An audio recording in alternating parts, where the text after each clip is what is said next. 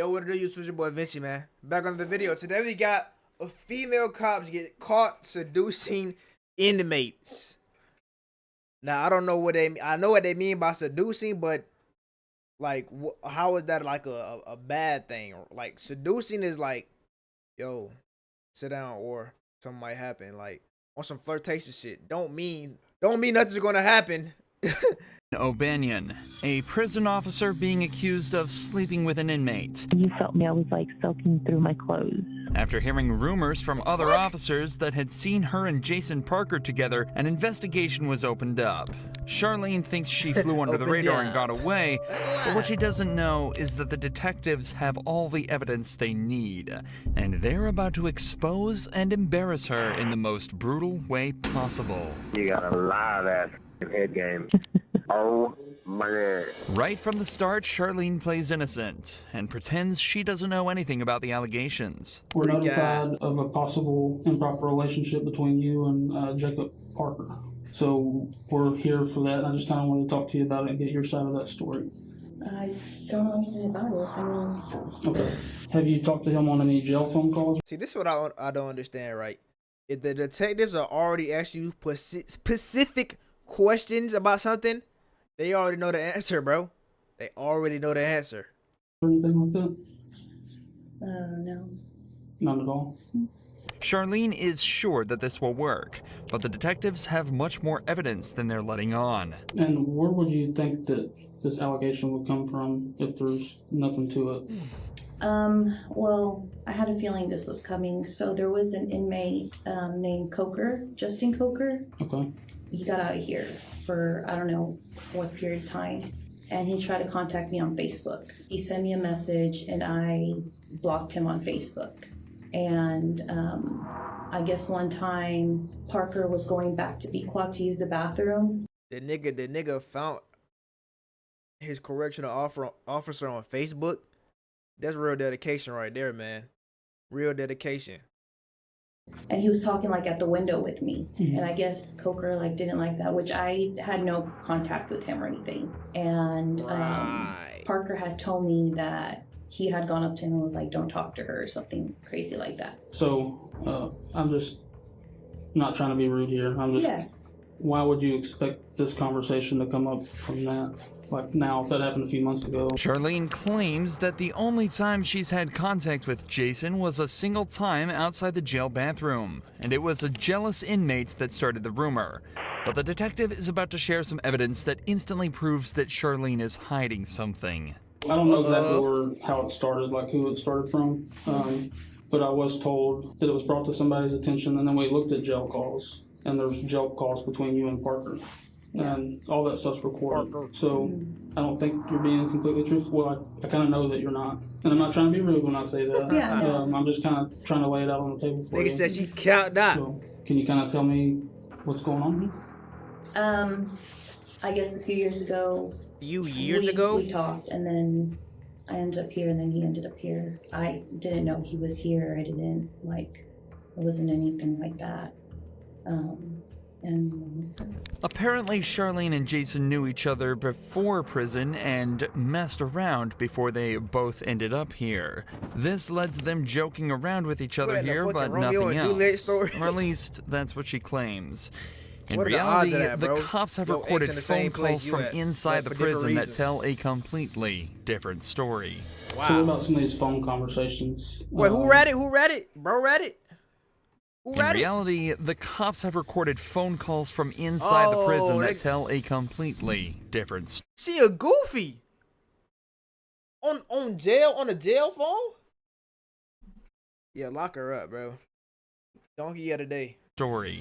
So what about some of these phone conversations? No, not here or the phone. I just mean conversations y'all are having on the phone. No. Since he's been in here. Like sexual?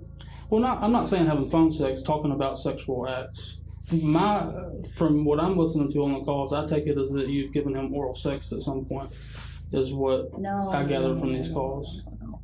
No, that was like in the world, but we never dated. We just. Okay. What kind of conversations have you had with him since you started working here and he's been in the jail? I don't know, just talking about what would happen after he got out. And then the jail call recordings, have you been talking to him like while you're at home? Like he calls you from the jail while you're at home, or? Okay. Just 15 minutes into this interrogation, Charlene's original story is seeming less and less like the truth. She's been caught in multiple lies, admitted to having sexual relations with Jason in the past, and calling him regularly from her own home. This is highly irregular behavior. That's some lonely shit, bro. You calling a nigga? the nigga is in jail, making phone calls to his correctional officer once she get off of work. I ain't gonna lie, bro. This bad on his part, but the dude that's in jail, he got it. He got it, bro. For a prison notes, officer, and it doesn't take a genius to realize something deeper may be going on. But the detective has some more questions pertaining to some more physical evidence. I haven't listened to this, but apparently there may be some talk in the calls about like photographs. Have you given him any photographs? I gave him a photograph of his mom, which he had asked for, and of his dog, Jax. Okay. Yeah. Have you given him any photographs of you? No, because... So one of the things we're going to be doing is like looking at cameras and stuff too. Has there been any times where y'all were alone?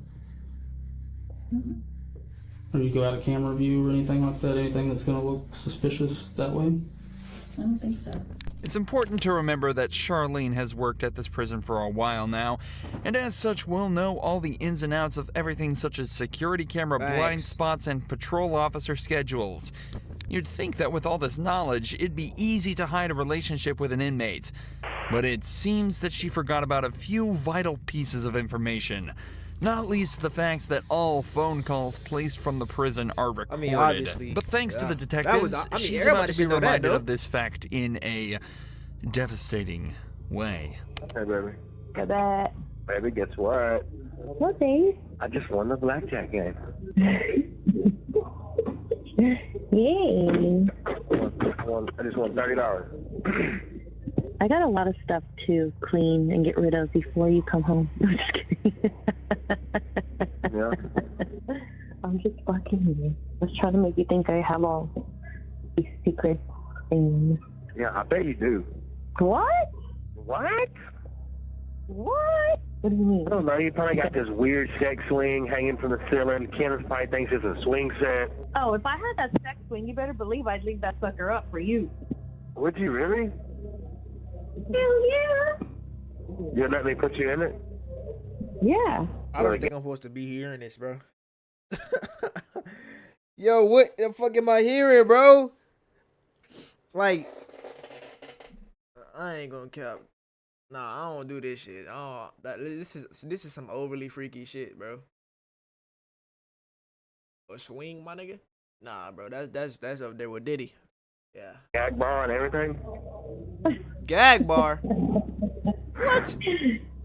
Yeah, babe. Listening to your own voice can be bad enough for some people, but listening to your own Her level of cringe gotta be up there in the 10s, bro, for sure. sexual phone calls in silence with two detectives in the room as you realize you've just been caught red-handed has got to be worse than any prison sentence there is. However, with the language they've used so far, there's no evidence that the pair have actually engaged in any sexual acts. But that changes quickly as Jason begins to directly incriminate Charlene on the call. I just want you to look at me sometimes and be like, damn, my woman's fine.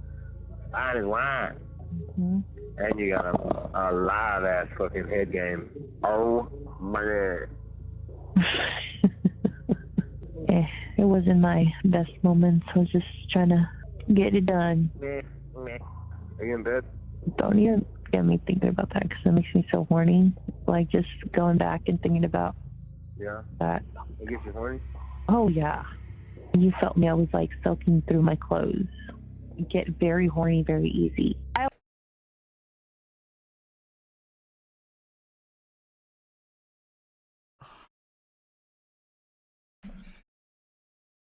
always want to have Not sex. good. Like that's not even. Not good. I mean, it's not like I just like look at someone. I'm like, oh my god, I'm so fucking horny.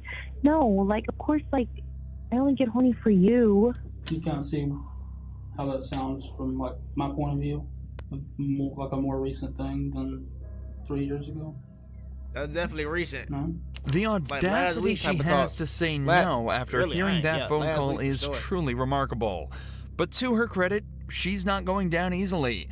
The detectives try asking her if she thinks Jason would cover for her, and she still doesn't break, sticking to her story that everything that happened outside of prison. Technically, this story could still be true with this phone call, but it definitely is odd for the couple to be recounting events from over 3 years ago in such detail, especially when earlier she struggled to remember any details about their relationship.